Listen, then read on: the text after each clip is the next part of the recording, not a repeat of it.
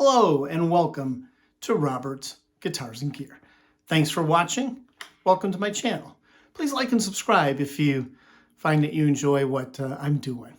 So today we're going to look at the Ibanez S521. Now, this is a really interesting guitar, and I have a kind of funny history with it because I've actually bought it twice. I bought it at the beginning of my playing days.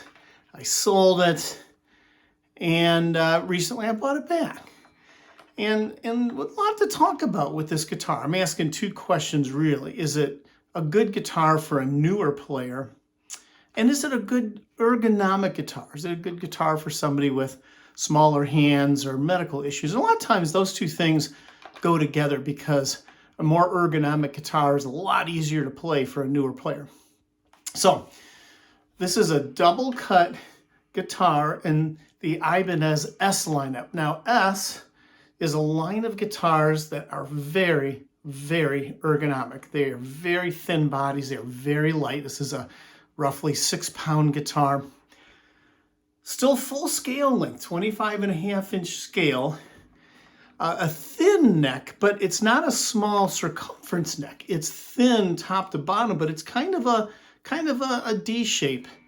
And I'll get back to that in just a minute. Obviously, it's an HH configuration, and it's a hardtail with Fender style sandals. 2 controls, volume and tone, a 5-position switch. Now, these Ibanez guitars are endlessly interesting, and we'll talk about this switching, because even though an HH configuration normally is your rocker's guitar, your shredder's guitar, 2 humbuckers, they have a parallel setting and 2 other settings with various combinations of pickups that can get you a pretty bright, clean tone. Not exactly Fender clean, but pretty close. Now, it's an HH. It wants to rock.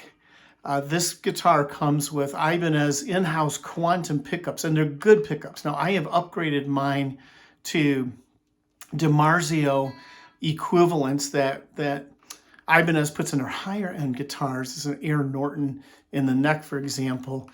But what I'm going to tell you is that in its stock form, this is a very functional guitar. This is priced quite similarly to a Squier Classic Vibe, and I think it really falls into, generally speaking, that kind of level of hardware. It's in what Ibanez calls the standard range, and again, I would just say that's like a Classic Vibe in terms of generally what they do. What you see in the standard line is usually a very nice body, a very nice neck. You'll see hardware that is okay. It's not great. And you'll see pickups that are solid, but not spectacular, but solid, very usable. So that ends up being a really nice option for maybe 2 or 3 kinds of players. It's great guitars for a beginner, a newer player.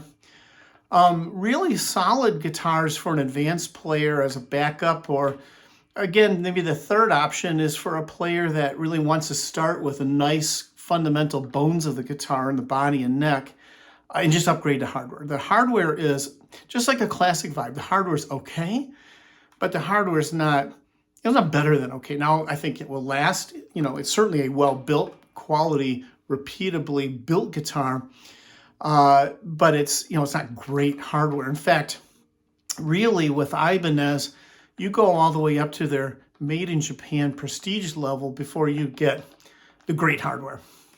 But it's quite functional. I'm sure in stock form this would last a long time and play consistently for that time. So again, I've upgraded to pickups, and you'll see just a couple other things. I put in a bow nut, and I have put in locking tuners. But other than that, it's stock. Or maybe say other than that, that's almost everything. Well, it isn't. The body is unchanged. The neck is unchanged. So what can we say about how this works for newer players and for players perhaps with small hands? Well, you have to try it, because the D-shaped neck I'm going to say probably fits some hands better than others. It's very thin top to bottom. It's going to be thinner than a Strat neck top to bottom, but the circumference-wise, it's a little bit bigger than a Stratocaster neck, believe it or not. But it's not huge. It's not bulky. But you have to try it. In fact, for me, I found this shoulder was just a little thick for me. So I went after it with some sandpaper, went after the whole shoulder here, kind of gave it a compound feel and an asymmetrical feel. And then I did a procedure I used to refinish the neck. Now, I stained it, and I probably didn't get all the wood sealant off from the original, so the stain didn't uniformly take. Now, I think it gives it a kind of funky relic look, but you don't have to do that. I just did it because it was a bit of a bright white maple neck, which, again, it kind of goes with a mid-price or budget guitar. I stained it. I think it looks great. And again, that sanding was not hard, and this refinishing is not hard, but it is a little bit of work. I'll put a video up here where you can see how I do that. But now it's glass. It just feels wonderful. Everything about this guitar feels great. Now, if you're a newer player, you have to conclude that the 25.5-inch scale is okay for you. Generally, if you get your hand stretched out, it's okay for most people. It works okay. Again, the circumference, I tuned mine, and now it's great. Then the third factor we look at in ergonomics is the reach.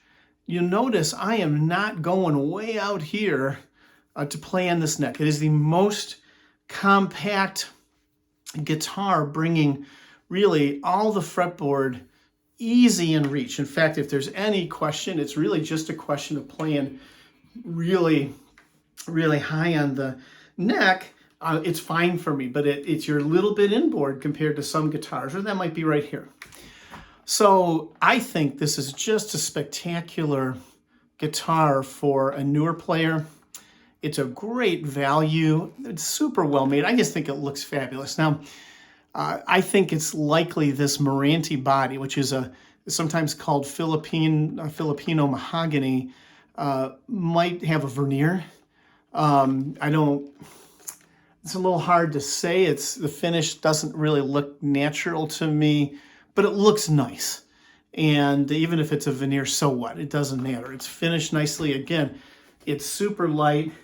And I don't want to make too long a playing demo because these are upgraded pickups, but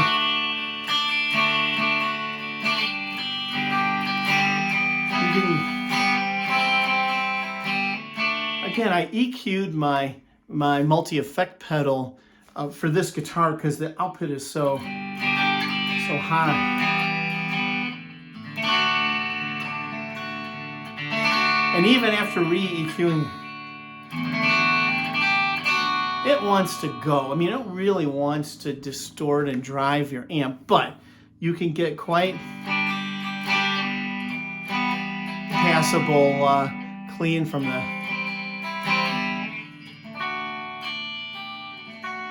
quite a passable clean. So it can be a very versatile guitar for you, and absolutely it will rock out like crazy for you. So maybe an off-the-wall choice, a little different video for me, but look at the Ibanez S521, try one, see if that super compact light body with a little different D-shaped neck, 25.5-inch scale, very compact reach for you, maybe that works for you.